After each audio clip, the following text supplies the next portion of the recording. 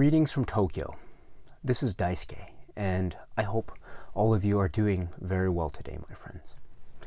Continuing with my discussion of the films in the Criterion collection, today, if you don't mind, I would like to talk to you about a very interesting and memorable film. This is Spine number 17, and the film is SALÓ, or the 120 Days of Sodom.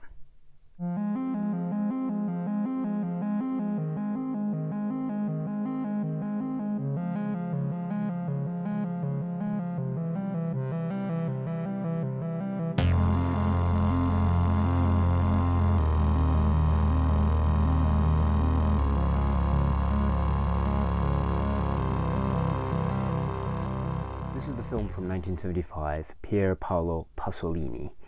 This is a very interesting film in terms of its content and what it has to say about a certain aspect of the world and society. It's quite a challenging film, and it's certainly not for everyone, I should think. And I think it has a pretty interesting reputation. It's like a disgusting film, or a film that is depraved, or it's a very intense film, or one of the most shocking films of all time, or something similar to that. And we'll talk about that and see if those labels stick. But before we go into any detail about the film, let me just talk to you about this Blu-ray, which is the Criterion collection. And here we go. This is here.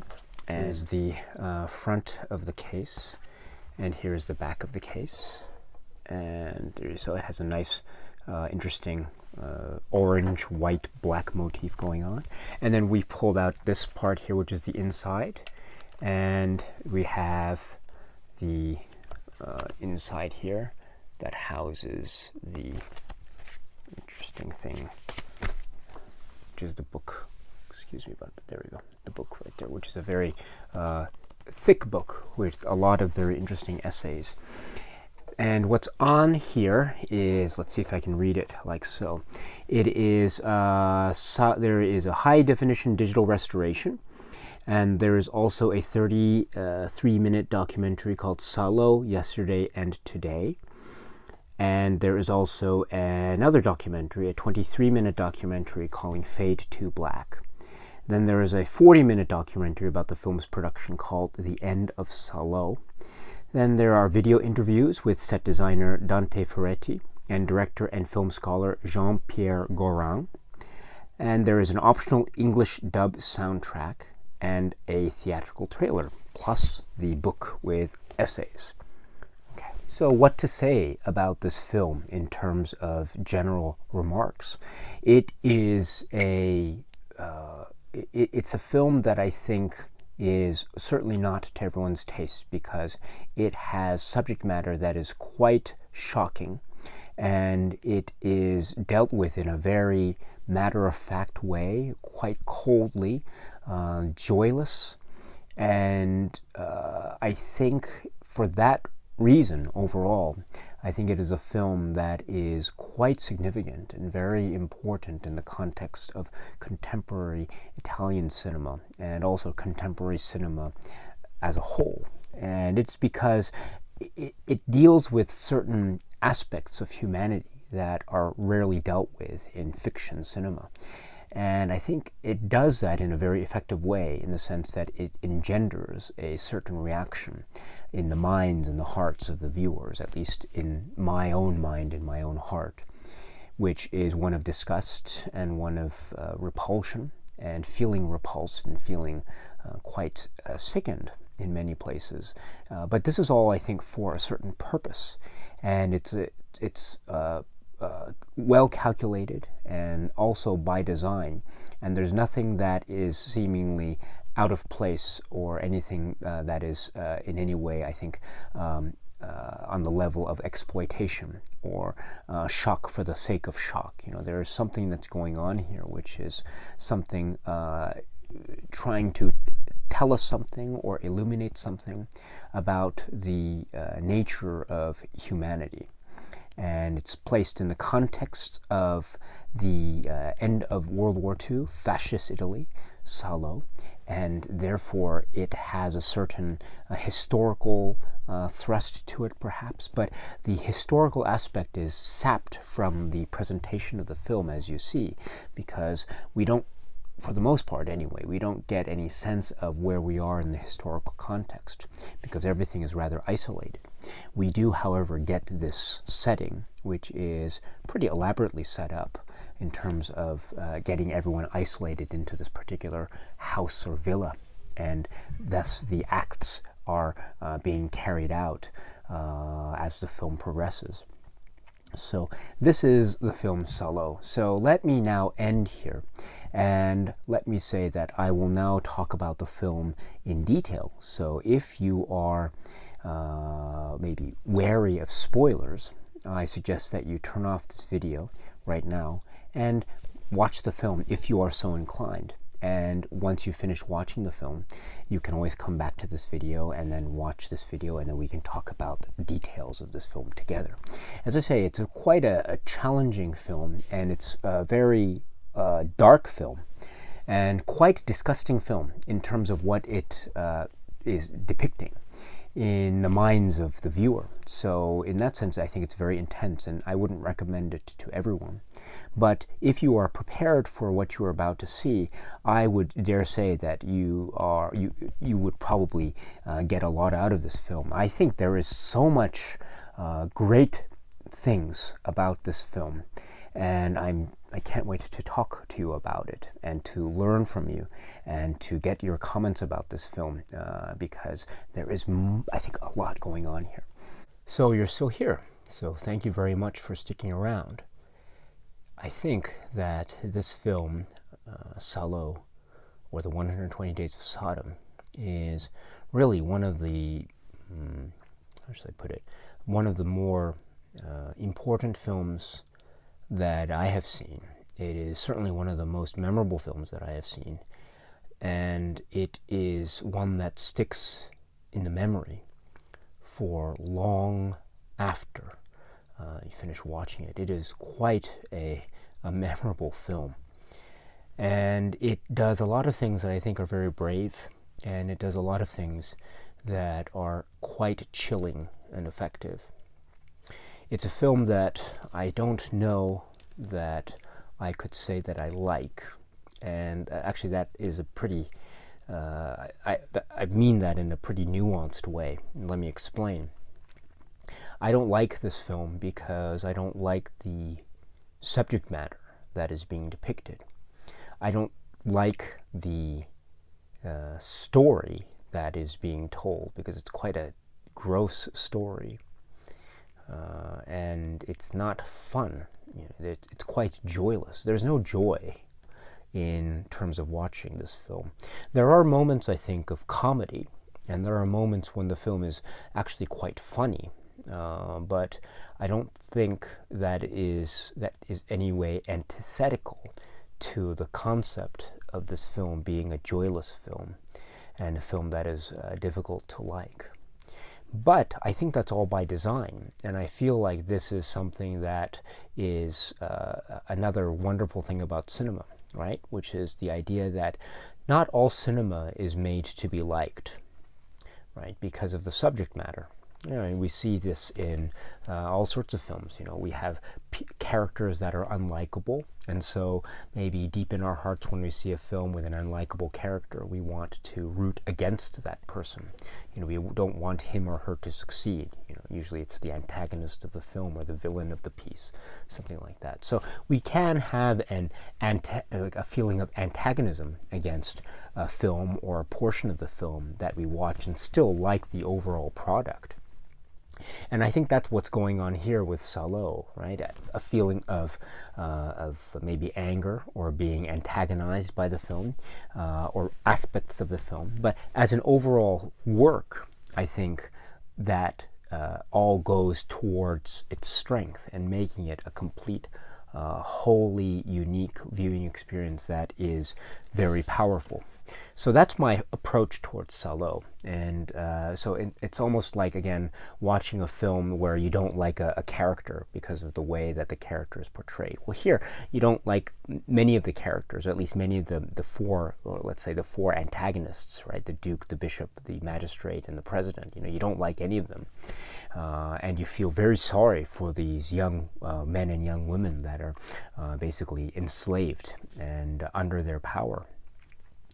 But, right, it's not the point of liking that situation. I think it's more of being confronted with this horror and this evil, and then trying to think about or ponder it, and trying to figure out what the heck is going on here. And I think therein lies the great beauty and strength of this film, SALÓ, or the 120 Days of Sodom. So on that basis, I'd like to talk to you in detail about this very intriguing film.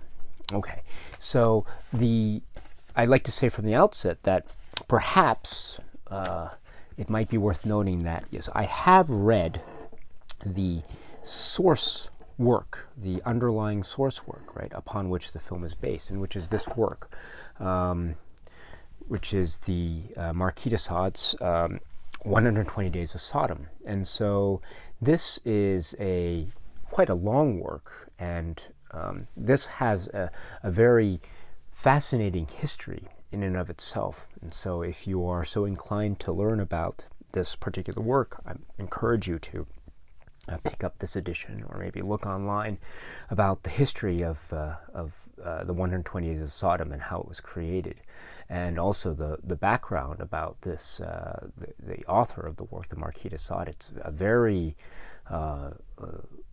quite complex, somewhat perplexing, and odd in places, but it's, I think, overall a very unique and interesting historical journey. And so I would recommend that you look up this information. But let's just keep to the conversation, or the context of the film, right? Because we should point out a few general points, right? Which is that there are similarities and there are differences. The similarities, of course, are that we have the idea of the four men of power. The Duke, in the film it's the Duke, the Magistrate, the Bishop, and the President, right? And it all comes from here. And there's this whole story also about how everything is set up, and about how the story about how they are intertwined by the marriage to the various daughters, and it's a kind of quite a complex scheme, actually.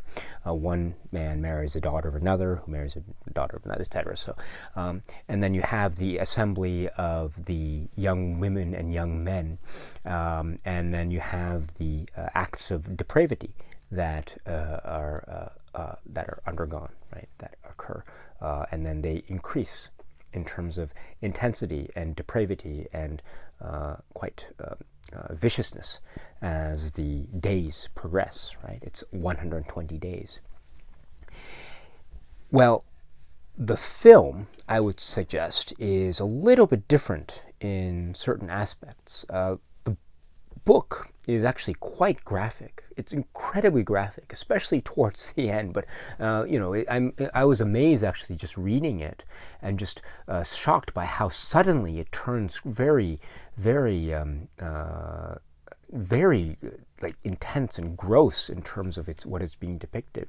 And that's the power of the literature. So I would say that the film, in terms of what is being depicted visually, is not. It doesn't hold a candle, actually, to what is being depicted here, what is being written about here. There are scenes of quite intense grossness in this film, don't get me wrong, but I would say that what's being written here is actually quite worse. So it's really quite disgusting, and it's a real challenge to read, actually. So there's that slight difference.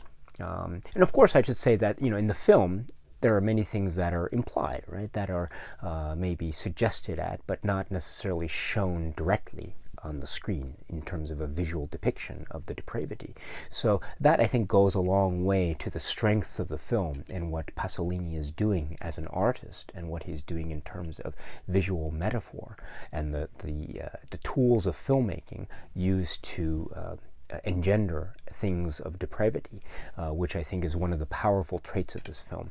So in other words, we have acts of depravity that are so detailed and intense here that are not necessarily depicted to that scale in the film, at least visually speaking. Okay.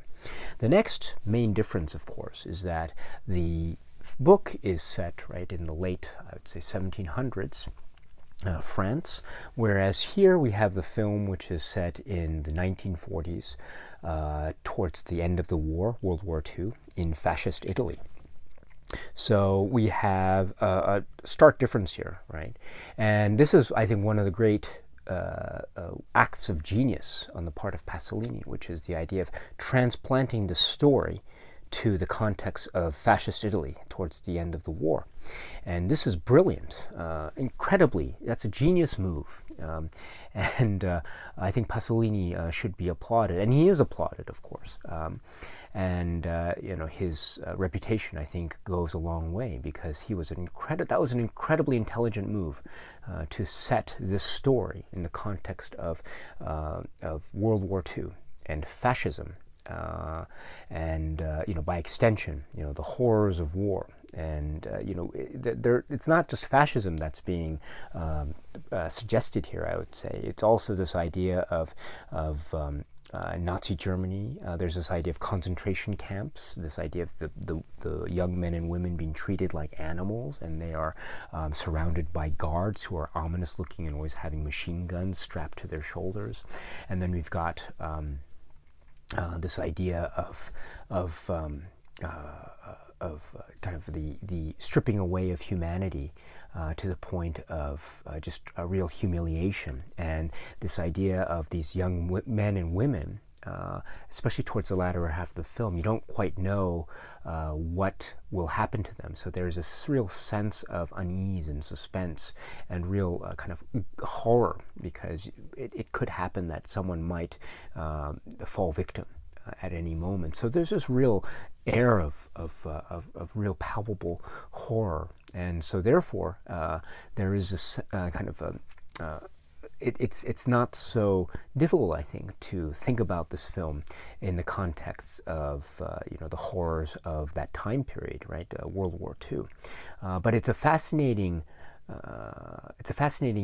tool of metaphor to take the story and then place it in that 1940s historical context, right? Because automatically we have to see this film in the context of the history of Italy at that time, in the context of fascism, and in the context of taking this idea, this political regime, and using the story of extreme libertinism to the point of sexual and sort of violent depravity, and then combining it with this political regime. So therefore you have a real powerful political message here that is taking place with this film SALÓ, and it can't be ignored. So I think that is quite a powerful thing indeed. And if you know a little bit about Pasolini and his background and his biography, you will probably get a sense about how much he despised the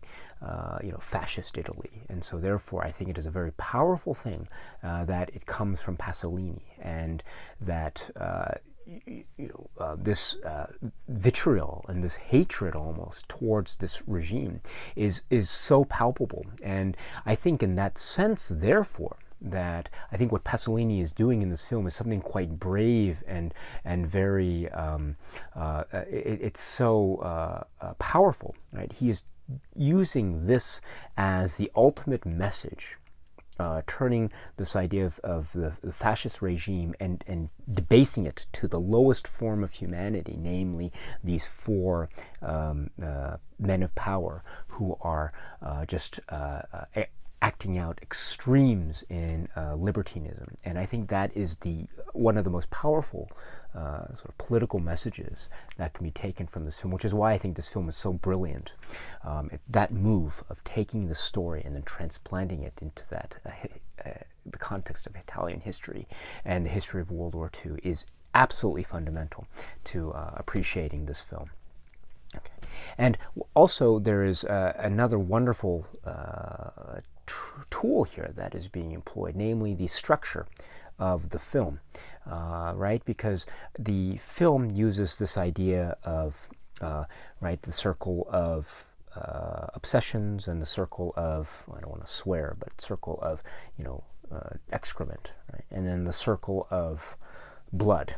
So you've got these circles, and they sort of go in descending order of depravity and intense violence until you end up with death, right? So I think this mirrors the structure of the work, right? Over the course of 120 days, you've got this gradual increase, or shall I say decrease, or devolution into something even more horror until it ends up being death, and these acts of torture, which are quite graphic in this book. Okay, but the work is quite long, and the idea here is that it doesn't feel like 120 days, if you know what I mean. There's no sense of strict time passing. It really feels like a world that is outside of time. Right? It's a purely film world, if you know what I mean. And so in order to help us with the idea of a progress from one aspect of depravity to the next aspect, rather than going through it day by day by day, what Pasolini does here is he uses the idea of the circles, right? Which is very obviously taken from the circles of hell, right? Dante. And so Pasolini is doing something very interesting, right? He is taking Dante and Inferno, and then the circles of hell, and then he's of course he's adapting them, and he's using 3 circles here for purposes of, I think, film economy. But he does it in a brilliant way, because he is taking something that is quite visual and literary, right, which is the idea of the circles. And it's very easy to imagine this, right, the circles of hell, and then they gradually go down, right, in terms of real debasement. And he takes the story and then he puts that literary framework on top of it, which is a brilliant way of showing not only film economy, but also linking to a sort of a literary past with Dante, but also providing something that is both poetic and also disgusting at the same time. Brilliant. Absolutely brilliant. And that goes to the heart of why I love this film so much, which is that it is at once a film that is showing something that is shocking, but it is doing it in a way that is very artful and very poetic, and it's very allegorical. And so therefore it helps therefore to make the message resonate all the more powerfully, if you know what I mean. Okay. So with that general stuff out of the way, then let's go to the film itself. And there are some really unique things going on here. Now, as I said before, not everything in the Marquis de Sade work is being depicted in the film. So therefore the work is much more intense and much more disgusting than the film ends up being. But that doesn't mean that the film itself is not a disgusting work. There are some things here that are quite gross. Acts of sexuality, acts of rape, the suddenness of the maybe one of the 4 as they just suddenly decide to assault a particular person. And the idea also is that what's even more frightening is the young men and young women that are assembled. We see them, and we see sometimes there is fear in their eyes. Sometimes we see exchanges with some of the young women between them where one says to the other, I can't go on, and they're trying to encourage each other. But of course, there is a real sense of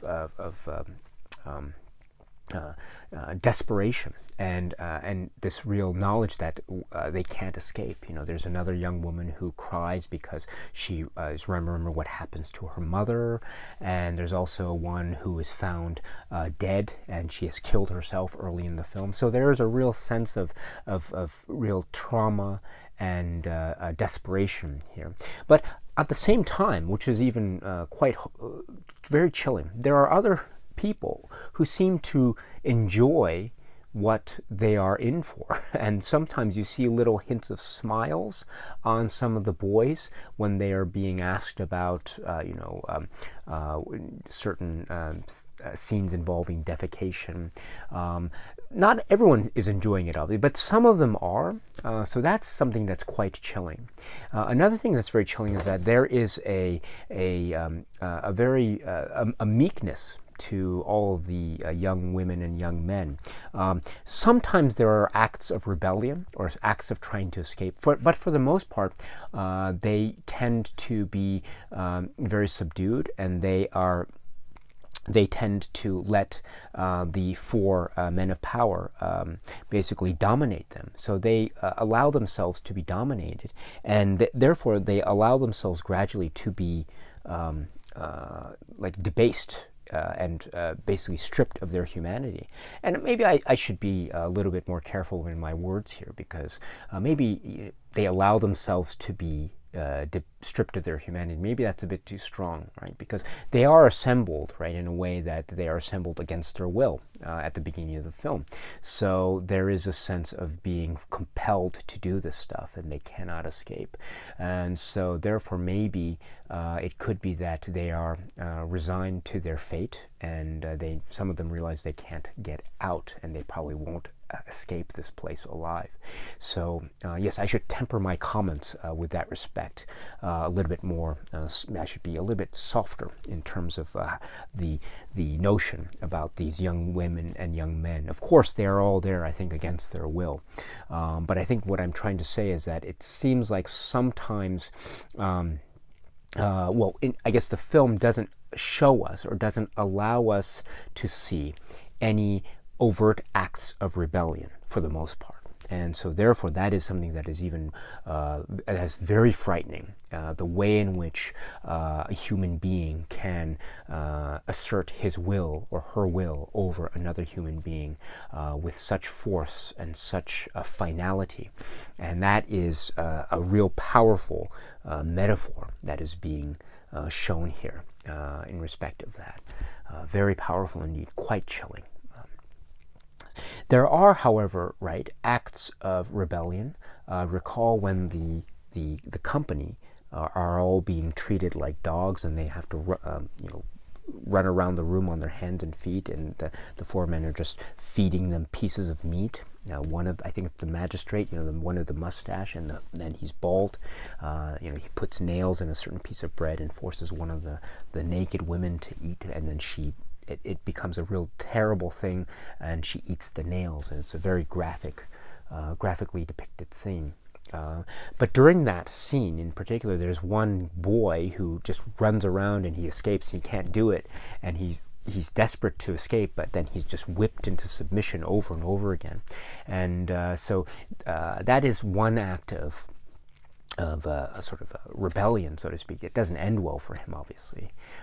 There are also some other acts of, sometimes there are some there's some people that are having sort of sexual liaisons together, which is done in secret because that's against the rules that have been set up by the four men of power. And later in the film, as you know, a secret is revealed about there's one girl who has a photo of a boy that she likes under her pillow, and so it's the bishop, the bishop in the white robe, very vicious man. He learns of this, and so he confronts her, and then so the girl then says, I know about these two other girls who are basically having a sexual liaison at night. So then that leads to confronting those two girls who are, what's the phrase, in flagrante delicto, excuse me. And so they But then that leads to a real that leads to another secret reveal, which is Ezio and the maid. Now, Ezio is one of the young men who was rounded up early, and he is one of the guards, actually. And so he is sort of on one of, I guess you could say that he's on the side of the authority or power here. And he is caught, basically, right, in a sexual exchange with the maid. And he is naked, and she is naked, and so the four men of power come into the room, and they confront them. And what can he do, Ezio? Right? He is there, and he's there alone, and he's naked. And the four men are standing at the doorway, and they're about to shoot him. Right? It's a very powerful scene. This is one of the most striking moments of the film. What does he do? Right? He stands there naked, and all he can do is hold his fist up like this, right? In a kind of a sign, right? I think it's being described as being a sign of sort of, socialism, right? This idea of the sign of the people, so to speak. And I think that is an incredibly apt and powerful moment. I mean, whatever that means specifically. I mean, we don't quite know what his story is, what his background is, character Ezio. But when we see this, right, this is an amazing moment, because when he does this, if you recall, the four men, when they're with their guns there, they suddenly are shocked, and they kind of, for a moment, they lower their weapons before raising them again and shooting them and killing him. But it's an amazing moment, because what it suggests is he is naked, he has no weapon, and he is alone in this room, and you've got the four men there about to kill him. And all he can do to defend himself, essentially, he doesn't even have clothing to defend himself. All he can do is stand there and hold his fist up like this in an act of rebellion, in the sense that he is essentially showing us a representation of an idea, right? He is showing us a representation of an idea, right? At its base level, the idea that's being represented is this idea of resistance. That is so powerful.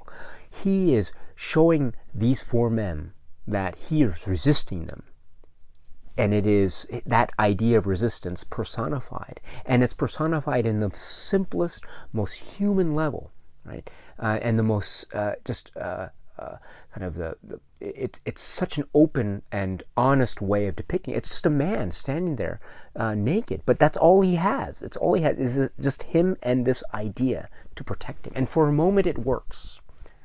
And that is incredibly powerful. It is one of the most powerful moments in the film, and a very famous moment, and for good reason, because it is truly a remarkable thing. All he has to fight against these men is this idea of, well, just an idea.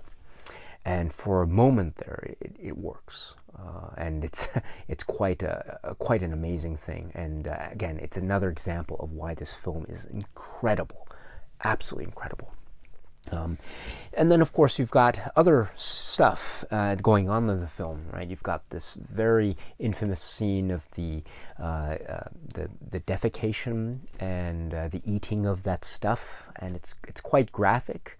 It doesn't go on for very long, fortunately, but it does stick out in the mind in terms of something that is very quite gross.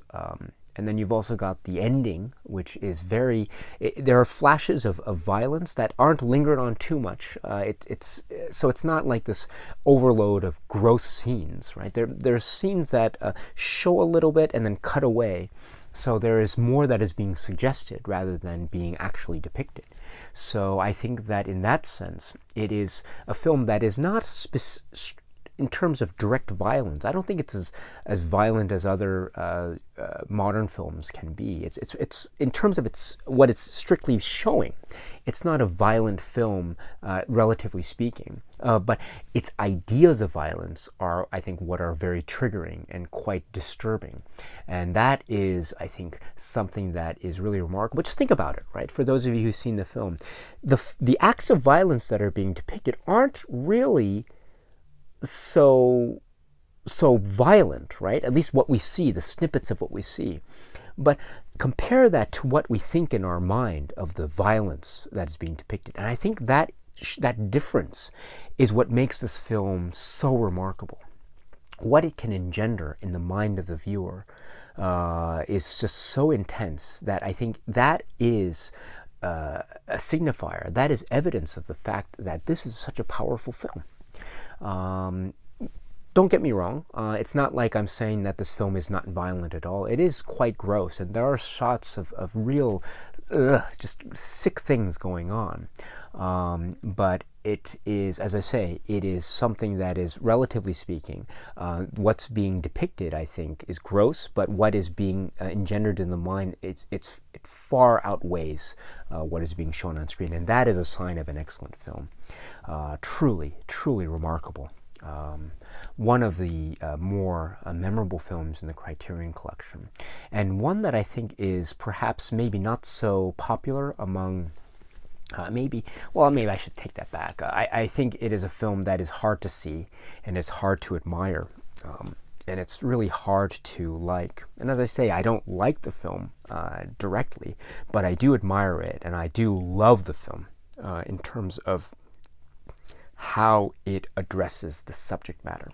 And I think that's a great way to end this discussion, right? Because what is this film essentially trying to do, right? It's essentially trying to depict this aspect of humanity that, arguably speaking, has always been there. It has always been there, right? With or without this film being in existence, humanity will always have this dark side to it, this idea of a human being dominating another human being, and the actual results that can come about that domination.